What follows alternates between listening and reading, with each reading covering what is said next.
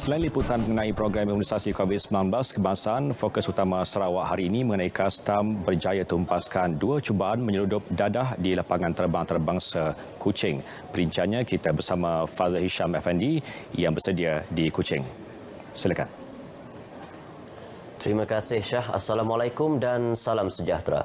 Program imunisasi COVID-19 kebangsaan terus dilaksanakan di seluruh Sarawak sejak dimulakan di Sibu 19 April lepas. Di Sarike, Dewan Suaranya dijadikan salah satu pusat pemberian vaksin utama untuk bahagian itu.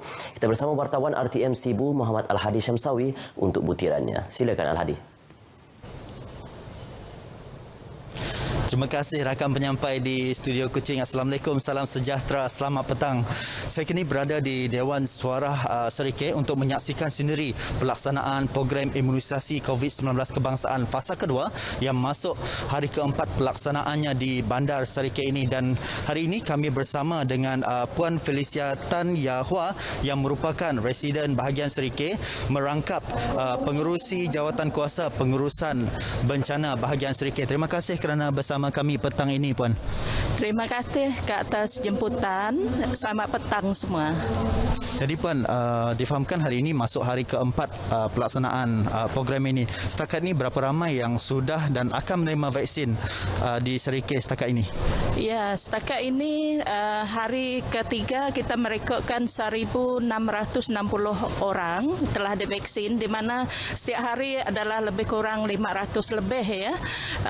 Dan kita ada 2 pusat pemberian vaksin sebenarnya di Dewan Suara Sarike yang akan menyediakan vaksin sebanyak 2,220 dan Hospital Sarike sebanyak 120. Jadi, Puan, saya juga difahamkan ada di antara mereka yang dipanggil untuk menerima suntikan tidak hadir ke pusat pemberian vaksin. Boleh Puan jelaskan sedikit situasi ini, Puan?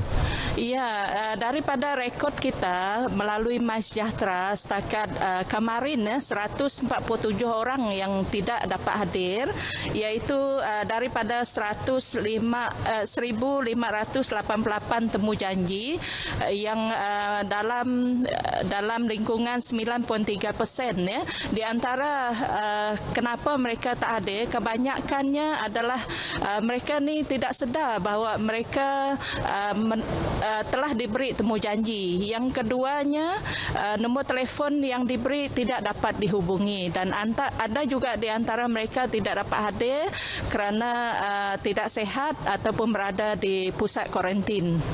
Jadi, Puan, apa langkah pihak pengurusan bencana bahagian Sarike ini untuk memanggil ataupun mengesan mereka yang tidak hadir ini, Puan? Ya, sebenarnya kita dah set up call center ya di pejabat residen dan pejabat daerah. Mana-mana nama mereka yang confirm tak dapat hadir, kita akan memanggil mereka melalui telefon ya. So daripada pengamatan kita dapati setiap hari kadar yang tidak hadir semakin menurun. Sebagai contohnya, hari ini kita target 546 orang. So 20 orang yang tak dapat hadir pada hari ini. Tapi kita still memanggil mereka lah. Ya. Terima kasih kerana perkongsian sebentar tadi, Puan. Jadi sekian sahaja lintas langsung kami dari Bandar Sarike ini, dan untuk mereka yang sudah menerima temu janji untuk suntikan vaksin, pastikan anda hadir pada tarikh yang ditetapkan dan hadir awal untuk mengelak anda daripada menunggu lebih lama. Sekian sahaja lintas langsung dari Sarike. Saya Muhammad Al-Hadi Syamsawi kembali bersama rakan setugas di studio Kuching. Silakan. Baik Al-Hadi, terima kasih untuk perkongsian itu tadi. Berita seterusnya. Jabatan Kastam Diraja Malaysia JKDM berjaya tumpaskan 2 cubaan menyeludup dadah dengan nilai anggaran lebih RM92,000 dalam tempoh seminggu di lapangan terbang antarabangsa Kuching LTAK menerusi Op Mekong Dragon Tree yang menumpukan aktiviti pembanterasan penyeludupan dadah, tumbuhan dan barang larangan. Pengarahnya Herman Shah Abdullah berkata, kejayaan tersebut merupakan jumlah rampasan dadah tertinggi setakat ini sejak Januari lalu.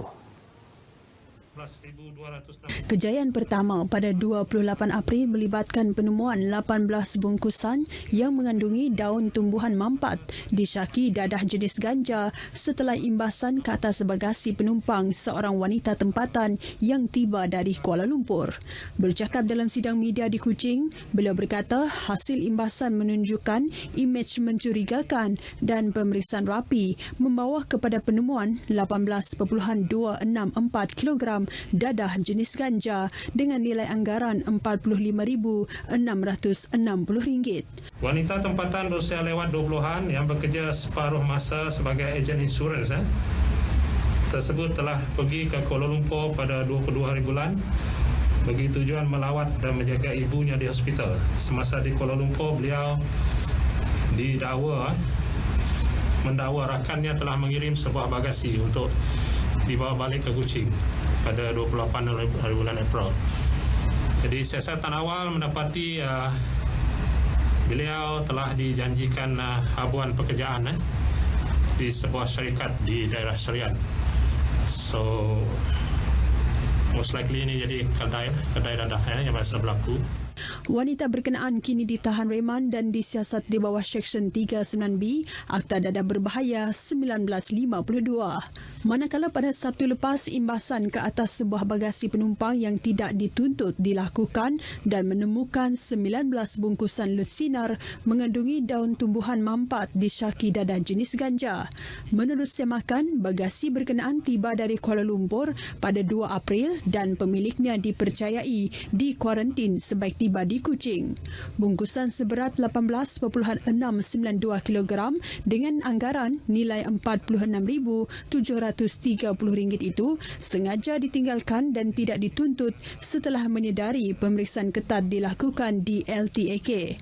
Bagasi berkenaan telah disita untuk siasatan di bawah Seksyen 39B Akta Dadah Berbahaya 1952 dan pengesanan ke atas pemilik bagasi terbabit sedang dilakukan.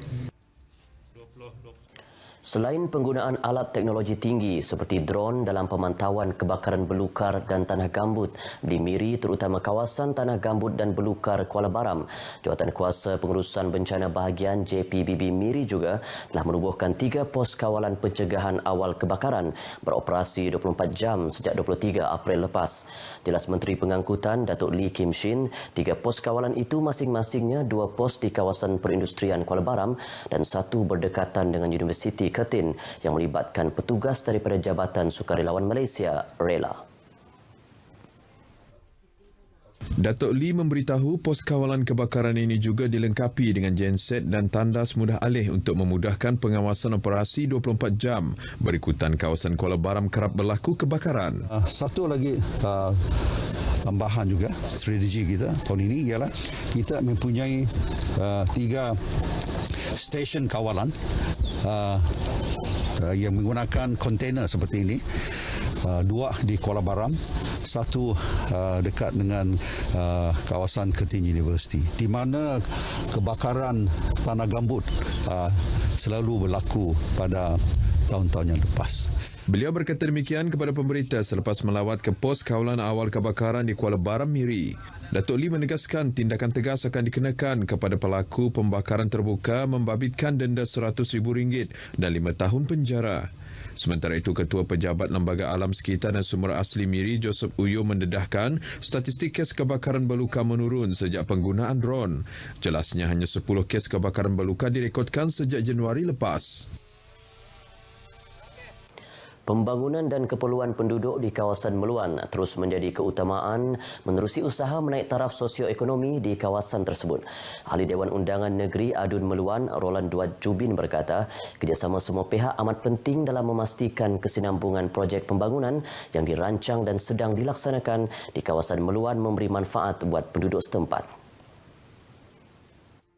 Roland Duat Jubin menyatakan perkara tersebut semasa melawat projek naik taraf Rumah Panjang Muling dan Rumah Uding di Suchong, Balut Julau.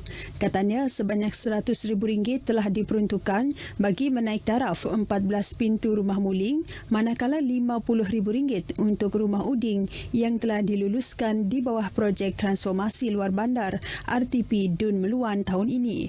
Pada majlis yang sama, beliau menyerahkan sumbangan sebanyak RM5,000 kepada Jawatan Kuasa Kemajuan dan Keselamatan Kampung Rumah Muling. Sekian berita dari Sarawak, kita kembali bersama Syah di Angkasa Puri. Silakan.